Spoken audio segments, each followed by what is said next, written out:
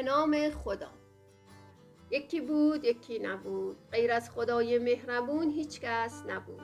در روزگاران قدیم میدونید که مدرسه بدین وضع نبود. مکتبخانه هایی بود که در آن بچه ها تحصیل میکردند. روزی 3 نفر از این آخوند مکتبی ها که از کوچه میگذشتند، بچه ای به آنها سلام کرد. اولی گفت این بچه به من سلام کرد. دومی سخنش را قطع کرد و گفت حضرت آقا اشتباه میفرمایید، بچه شاگرد من بود و به من سلام کرده است. سومی هم که دید اگر دیر به جمعت درباره‌اش خواهند گفت که سست و تنبل است، گفت به هیچ کدام از شما سلام نکرده، به من سلام کرد. نزدیک بود سر این موضوع ما بین آن 3 تن جر و مرافعی درگیر شود. مرد رندی که ناظر جریان بود گفت بگذارید من جریان کار شما را فیصله دهم. این بچه به هر کس که از همه احمق‌تر باشد سلام کرده است. آن وقت قرار شد که هر 3 خاطری از زندگی خود را بیان کنند تا معلوم شود کدام یک احمق‌تر از دیگری بوده. اولی اینطوری شروع کرد: روزی در مکتب خونه‌ای نشسته بودم، میلم کشید که برای ناهار ظهر اشکله ربی بخورم. کاسه ای دادم به یکی از بچه ها، گفتم برو از توی فلان خمره کاسه را پر از رب کن و بیاور. هنوز بچه نرفته بود که برگشت گفت چرا نشستی؟ یک کاکو سیاهی تو خمره است. هیچی، درد سرتان ندهم. لنگ بستم و داخل خمره شدم و به بچه ها گفتم اول کاکو سیاه را بیرون میفرستم، مواظب باشید نذارید که فرار کند، تا میتونید بزنینش. هرچه داخل خمره را گشتم دیدم از کاکاسیا خبری نیست. هنوز سرم را بیرون نکرده بودم که روز بد نبیریست. 3-4 تا چوب به سرم خورد. هرچه داد و بیداد کردم و گفتم من همون آخوند مکتبدار هستم، در بچه ها اثر نکرد تا اینکه در اثر تقلای زیاد خمره شکست. آن وقت بچه ها باور کردند که واقعا کاکاسیایی در کار نبود. این بود داستان من. دومی اینطوری شروع کرد: در مکتب خونه من رسم بود که هر وقت عطسه می کردم بچه ها برایم دست می زدن، تا اینکه یک روز دل سر چاه به چاه افتاد. رفتم توی چاه دل را در بیاورم و قرار شد بچه ها همگی مرا بالا بکشن. دل را بالا دادم و بند را بستم به کمرم. بچه ها شروع کردن. هنوز وسط چاه نرسیده بودم که یهو عطسه کردم. بچه ها بند را ول کردند و شروع کردن به دست زدن. خدا نصیب هیچ تابنده‌ای نکنه، از همون بالا به ته چاه افتادم. این هم بود داستان من. سومی هم اینطوری شروع کرد: روزی بچه ها تصمیم داشتن که مکتب خونه رو تعطیل کنن. اولی وارد شد و سلام کرد و گفت آخوند بد نباشه. دومی هم همینطور. هیچی، درد سرتان نمیدهم. کم کم خودم هم باور کردم. با خودم گفتم حتما یه باکیمه. مکتب خونه رو تعطیل کردم و به خانه آمدم. زنم تا مرا دید جلو دوید و گفت آخوند بد نباشه، این موقع روز چرا به خانه آمدی؟ حرف زنم باعث شد که اگر تا کنون شکی هم داشتم برطرف شد. برام جا انداخت و خوابیدم. زنم دنبال حکیم رفت. آن روز کوفته سبزی خیلی خوبی زنم تهیه کرده بود. دلم خواست بخورم. هرچه کردم جلوی خودم را بگیرم نشد که نشد. به سراغ کوفته سبزی رفتم. هنوز اولی در دهانم بود که در باز شد و زنم با حکیم وارد شدم. به وضع بدی دچار شده بودم. نمیتوانستم کوفته را بخورم، نمیتوانستم از دهانم بیرونش بیاندازم. ناچار دراز کشیدم. حکیم همه جایم را معاینه کرد. تا چشمش به دهانم افتاد گفت عجب ماده ای شده. خب چرا زودتر خبرم نکردید؟ اگر 1 دقیقه دیر رسیده بودم این ماده بلای جانش میشد. مخلص کلام نشتر را در آورد و به جانم افتاد و ذره ذره برنج‌ها را بیرون آورد. مرد رندی که سرگذشت هر 3 را شنیده بود رو کرد به سومی و گفت الحق که تو از همه احمق‌تر هستی.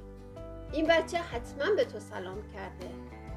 دوستان عزیز، تا اینجا که همراه ما بودید، اگر دکمه سابسکرایب را هم بزنید و زنگوله را فعال کنید خیلی از ما حمایت میکنید.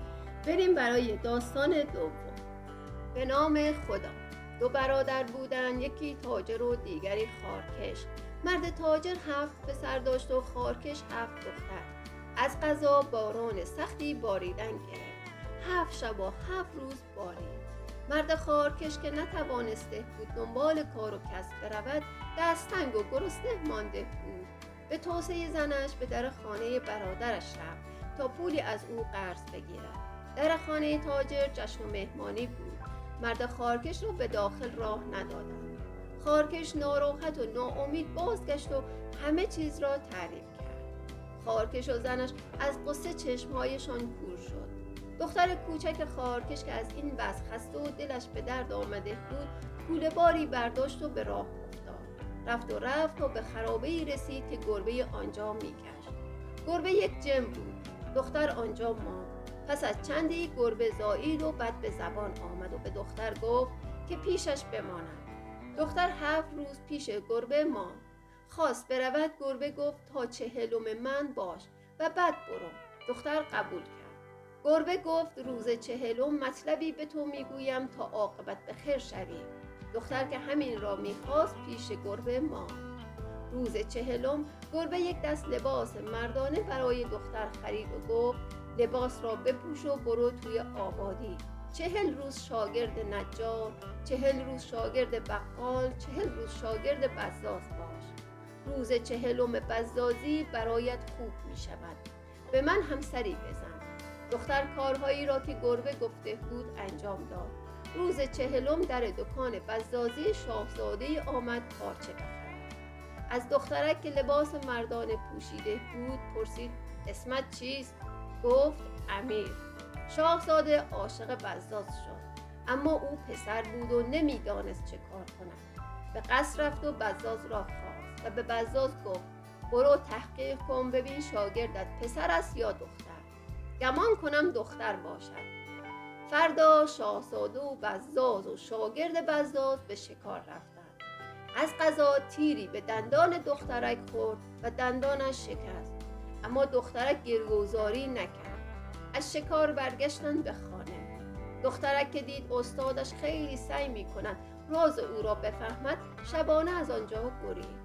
برای شاهزاده هم نامه نوشت. امیر زن است نه مرد.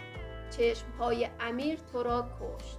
وقتی نامه به دست شاهزاده رسید، فهمید که شاگرد بزاز دختر بوده است. شاهزاده از عشق دختر بیمار شد.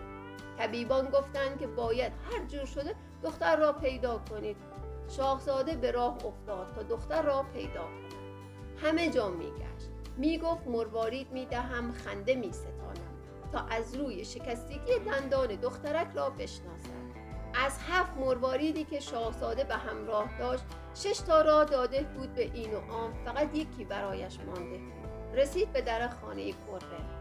گربه به دختر گفت که برود در را باز کند و شاهزاده را داخل خانه بیاورد. دختر مروارید را گرفت و خندید. شاهزاده او را شناخت. شاهزاده گفت برای خواستگاری آمدم. دختر گفت 3 شرط دارم. اول اینکه باید کاری کنی که همه بفهمن تو شاهزاده هستی. دوم برای چشم پدر و مادر من 7 علف شفا پیدا کنی.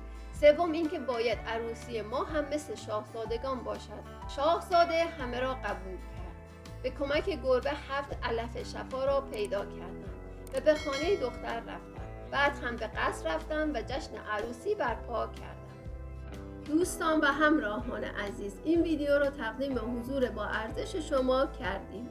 خیلی به حضورتان افتخار میکنیم و براتون بهترین ها رو آرزو داریم. ممنونم که همراه ما بودید.